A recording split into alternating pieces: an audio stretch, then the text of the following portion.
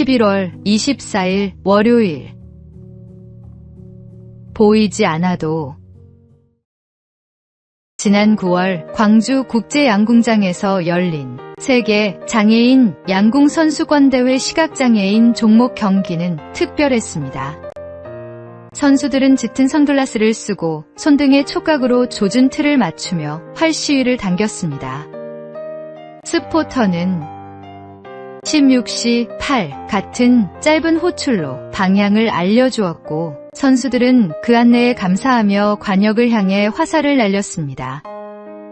한국이 시각장애인 부문 세계선수권에 도전한 것은 이번이 처음이었고, 2명의 선수가 동메달 결정전까지 진출해 값진 성과를 거두었습니다. 이 팀을 이끈 석동은 감독은 양궁계 원로 석봉근 씨의 아들로 아버지의 삶 속 섬김을 보고 자라 스포츠 선교를 비전으로 품었습니다. 훈련장이 없어 돼지 축사와 비닐하우스를 전전해야 했지만 그는 기도 외에는 방법이 없었다. 하나님이 도움의 손길을 주셨다고 고백했습니다.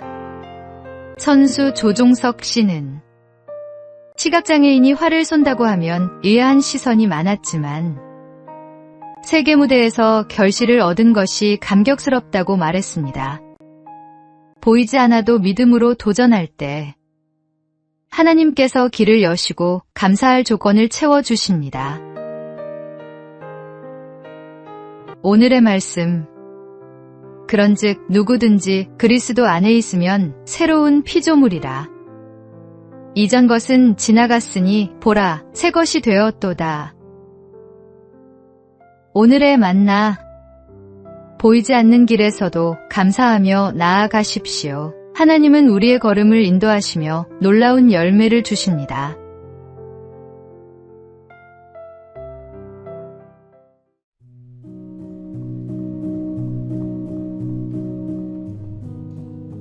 (11월 25일) 화요일. 생명의 돌. 아프리카에서 사역하던 한 미국 선교사가 어느 마을을 방문했습니다. 마을 입구에는 작은 개울이 있었는데 건너오는 사람마다 머리에 큰 돌을 이고 개울을 건넌 뒤 돌을 내려놓고 가는 것이었습니다. 이상히 여긴 선교사가 이유를 묻자 한 주민이 대답했습니다. 이 개울은 좁아 보이지만 한가운데 물살이 너무 세서 큰 돌을 머리에 이고 건너지 않으면 모두 떠내려갑니다. 조금만 흘러내려가면 낭떠러지로 떨어져 목숨을 잃게 됩니다. 선교사 일행도 큰 돌을 머리에 이고 무사히 개울을 건널 수 있었습니다. 우리 인생에도 이와 같은 급류가 있습니다. 뜻하지 않은 시련과 무거운 짐이 닥칠 때가 있습니다. 그러나 하나님은 우리를 위험에서 지켜주시기 위해 때로는 큰 돌의 무게 같은 고통을 허락하십니다. 지금 힘겹게 짊어지고 있는 짐이 있습니까?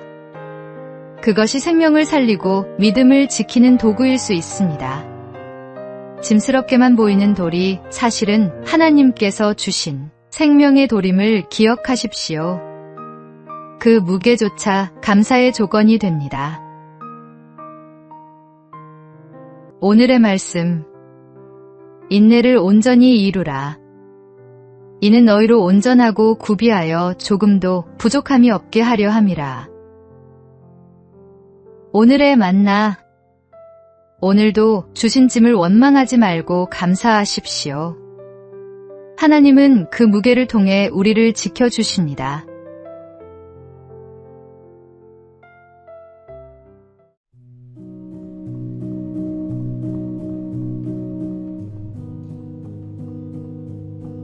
(11월 26일) 수요일.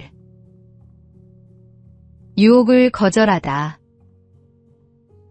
중국 춘추전국 시대, 노나라에 복무제라는 사람이 있었습니다. 그는 신부라는 고을의 원님이었는데 어느 날 제나라 군사들이 쳐들어왔습니다. 성문을 닫아야 했지만 성밖 들판에는 노랗게 익은 보리가 있었습니다. 대신들은 백성들에게 닥치는 대로 추수하게 하자고 권했지만 복무제는 단호히 거절했습니다. 결국 곡식은 모두 약탈당했으나 그는 이렇게 말했습니다. 백성들이 남의 곡식을 공짜로 얻는다면 앞으로 땀 흘려 일할 마음을 잃고 남의 것을 쉽게 빼앗을 수 있다고 생각할 것입니다. 그 해악은 10년이 지나도 고칠 수 없습니다. 우리도 종종 왜 나에겐 행운이 없을까 생각합니다. 그러나 하나님은 우리가 불로소득에 기대어 인생을 흐트러뜨리도록 내버려 두지 않으십니다. 성실히 땀 흘리며 사는 삶이 결국 가장 안전하고 복된 길임을 아시기 때문입니다. 오늘의 수고와 성실은 결코 헛되지 않습니다. 하나님은 그 과정을 통해 우리를 지켜주시고 감사할 열매를 맺게 하십니다. 오늘의 말씀. 내가 내 손이 수고한 대로 먹을 것이라. 내가 복되고 형통하리로다. 오늘의 만나. 손에 땀 흘려 얻은 작은 열매를 감사하십시오. 그것이 하나님이 주신 가장 큰 축복입니다.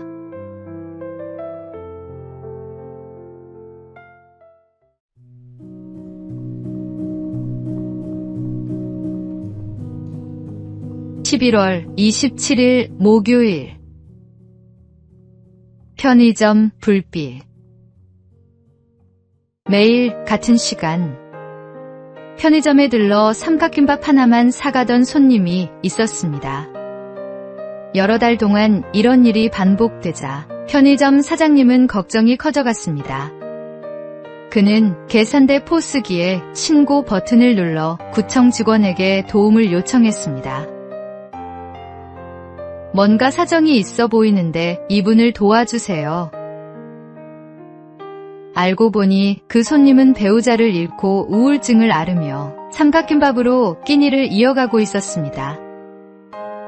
이후 그는 음식 바우처 서비스와 복지사의 도움을 받으며 조금씩 웃음을 되찾았습니다. 울산 남구에서는 편의점이 마을의 이웃 지킴이 역할을 하는 사업을 진행 중입니다.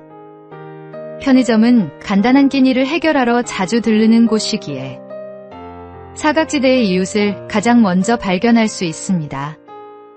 지원이 필요하다고 판단되면 바우처를 지급하고 생계와 주거 지원도 제공합니다. 지난 10개월 동안 실업급여가 끊긴 실직자, 보이스피싱 피해를 당한 중년 여성, 외로움에 시달리던 어르신 등 수많은 이웃이 편의점을 통해 도움을 받았습니다. 편의점 사장님은 말합니다.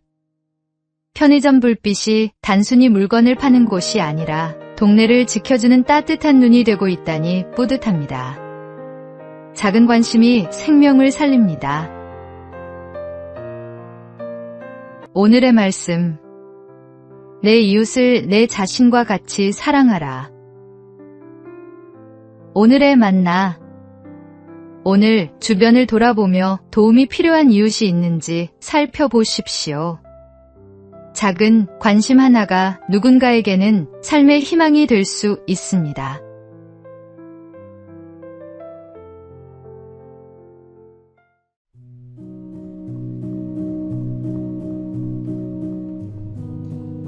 (11월 28일) 금요일. 끝까지 지킨 신뢰. 미국의 평범한 두 친구는 젊은 시절 농담처럼 한 약속을 나눴습니다. 만약 우리 중에 누가 먼저 복권에 당첨된다면 그 돈을 반씩 나누자. 그로부터 수십 년이 흘렀습니다. 이제는 서로 연락도 끊기고 얼굴도 잊을 만큼 멀어진 사이가 되었습니다. 그런데 정말로 한 친구가 복권에 당첨되는 일이 일어났습니다. 당첨금은 무려 2억 달러. 누구도 그 약속을 기억하지 못했고 말하지 않으면 세상 그 누구도 모를 일이었습니다. 그러나 그는 오랜 수소문 끝에 친구를 찾아내어 당첨금을 정확히 절반으로 나누어 주었습니다. 사람들이 놀라며 이유를 묻자 그는 담담히 대답했습니다. 수십 년 전이지만 우리는 그렇게 약속했습니다. 그래서 지킨 것뿐입니다. 굳이 지키지 않아도 될 약속이었지만 그는 끝까지 그 약속을 붙들었습니다. 약속은 말로만이 아니라 삶으로 지켜질 때 신뢰와 진실을 드러냅니다. 신앙도 이와 같습니다. 하나님께 드린 서원과 이웃 앞에서의 약속을 끝까지 지켜나갈 때 그 믿음은 감사의 열매가 되어 우리의 삶을 더욱 풍성하게 합니다. 오늘의 말씀. 내가 하나님께 서원하였거든 갚기를 더디게 하지 말라. 하나님은 우매한 자들을 기뻐하지 아니하시나니 서원한 것을 갚으라. 오늘의 만나. 말이 아니라 행함으로 드러난 약속의 신실함이 하나님께 영광이 됩니다.